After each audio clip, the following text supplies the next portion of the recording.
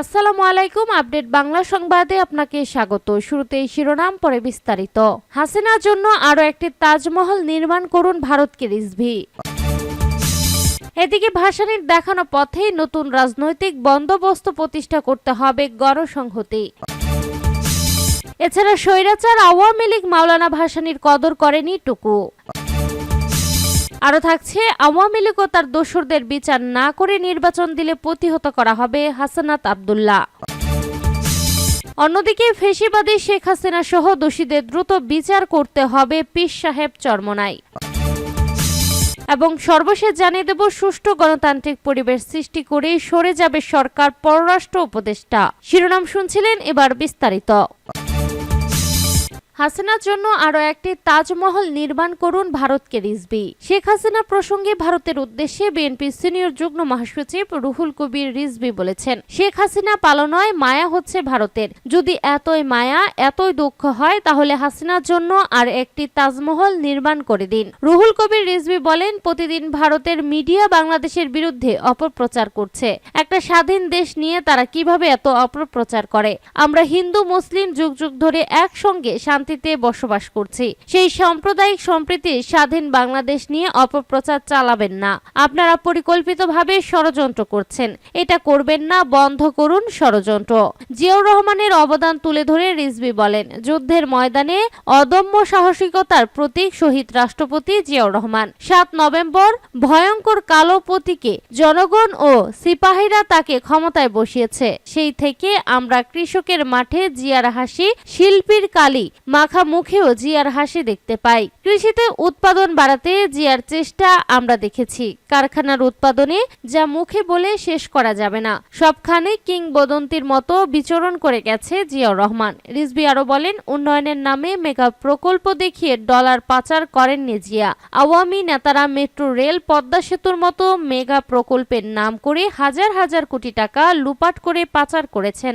একজন এমপি কত আয়? আওয়ামী লীগের একজন এমপির 250 বিলিয়ন পাউন্ড অর্থের অসংখ্য বাড়ি লন্ডনে। এরা অবৈধভাবে বিনা ভোটে ক্ষমতায় থেকেছে 15.5 বছর, পাচার করেছে হাজার হাজার কোটি টাকা। ভাসানীর দেখানো পথেই নতুন রাজনৈতিক বন্দোবস্ত প্রতিষ্ঠা করতে হবে গণসংহতি।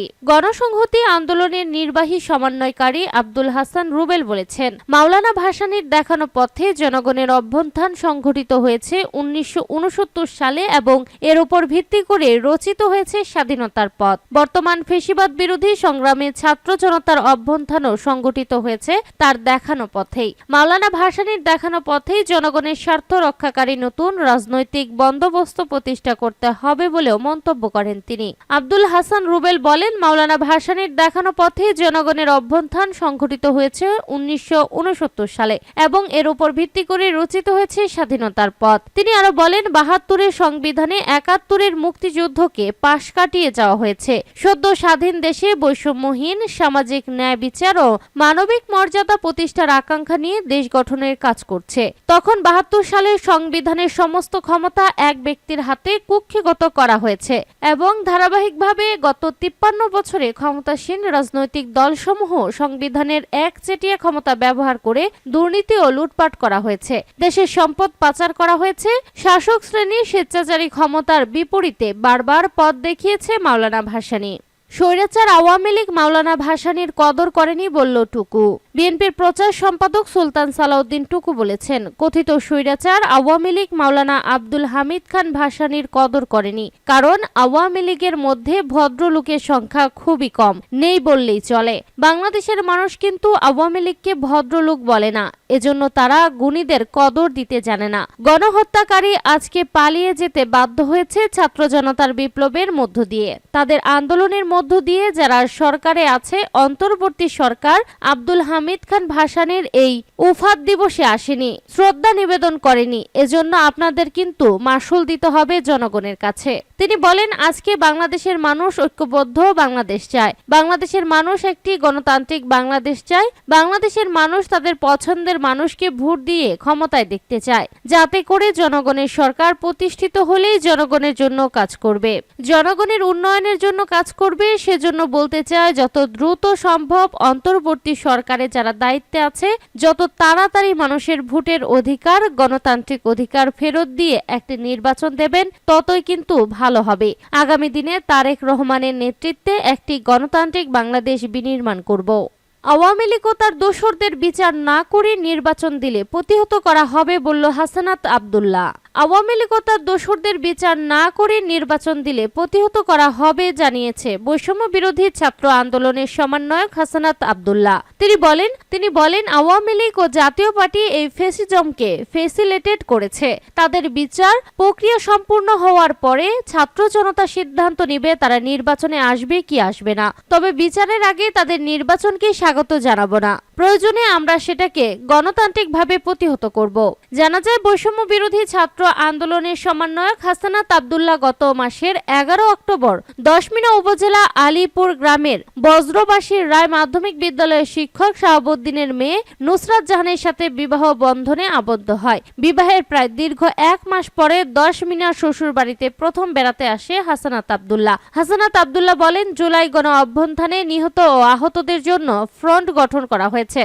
ফেসিবাদী শেখ হাসিনা সহ দোষীদের দ্রুত বিচার করতে হবে বলল পীর সাহেব চরমনাই। ইসলামী আন্দোলন বাংলাদেশের আমির মুফতি সৈয়দ মোহাম্মদ রেজাউল করিম পীর সাহেব চরমনাই বলেছেন, সাম্য, মানবিক মর্যাদা ও ন্যায় বিচার প্রতিষ্ঠার লক্ষ্য নিয়ে মুক্তিযুদ্ধ হয়। লক্ষ লক্ষ প্রাণের বিনিময়ে দেশ স্বাধীন হলেও স্বাধীনতার সুফল থেকে দেশবাসী বঞ্চিত ছিল। দীর্ঘ 53 বছরের শাসক গোষ্ঠী জনগণকে শোষণ ও বঞ্চনা ছাড়া কিছুই দিতে পারেনি। বিগত পতিত শেখ হাসিনা সরকার দেশকে ভারতের করদ রাজ্যে পরিণত করেছিল। গত জুলাই বিপ্লবে ছাত্র জনতার আত্মত্যাগে জাতি নতুন করে স্বাধীনতা লাভ করেছে, কিন্তু বিগত ফেসিবাদের পুনরাবৃত্তি জনগণ মেনে নেবে না। তিনি বলেন, উপদেষ্টা পরিষদে যেন তেন কাউকে নিয়োগ না দিয়ে জনগণের সেন্টিমেন্টকে ধারণ করে সেই আলোকে দিতে হবে। পীর সাহেব চরমনাই বলেন, বৈষম্যহীন সমাজ গঠনে সকলকে ঐক্যবদ্ধভাবে কাজ করতে হবে। ইসলামী কল্যাণ রাষ্ট্র প্রতিষ্ঠার মাধ্যমে ইসলামী সৌন্দর্য জাতির সামনে তুলে ধরতে মুক্তিযোদ্ধা প্রজন্ম পরিষদকে কাজ করতে হবে। তিনি বলেন, ছাত্র জনতা বড় আশা নিয়ে নিজেদের জীবন বিলিয়ে দিয়ে ফেসিবাদকে বিতাড়িত করেছে। জনগণের চাহিদা পূরণে উপদেষ্টা সরকারকে কাজ করতে হবে। নিত্যপণ্যের দাম নিয়ন্ত্রণে আনতে হবে, সিন্ডিকেট ভাঙতে হবে। গণহত্যাকারী ফেসিবাদী শেখ হাসিনা সহ দোষীদের দ্রুত বিচার করতে হবে। সুষ্ঠু গণতান্ত্রিক পরিবেশ সৃষ্টি করেই সরে যাবে সরকার বলল পররাষ্ট্র উপদেষ্টা। বাংলাদেশের জাতীয় নির্বাচন নিয়ে আগ্রহ রয়েছে যুক্তরাজ্যের। এই নিয়ে অন্তর্বর্তী সরকারকে কিভাবে সহায়তা করতে পারে দেশটি সেটি জানতে চেয়েছে। আর সরকারের তরফ থেকে বলা হয়েছে, সুষ্ঠু গণতান্ত্রিক পরিবেশ সৃষ্টি করে দিয়ে বর্তমান অন্তর্বর্তীকালীন সরকার সরে যেতে চায়। তবে কবে নাগাদ নির্বাচন করা সম্ভব হবে তা এখনো নিশ্চিত নয় সরকার। রবিবার ব্রিটিশ ইন্দো প্যাসিফিক স্ট্র্যাটেজি বিষয়ক আন্ডার সেক্রেটারি ক্যাথরিন ওয়েস্ট পররাষ্ট্র বিষয়ক উপদেষ্টা মোহাম্মদ তৌহিদ হোসেনের সঙ্গে দ্বিপক্ষীয় বৈঠক করেন। বৈঠক শেষে বিকেলে পররাষ্ট্র মন্ত্রণালয়ে সাংবাদিকদের সঙ্গে আলাপকালে এসব কথা বলেন উপদেষ্টা।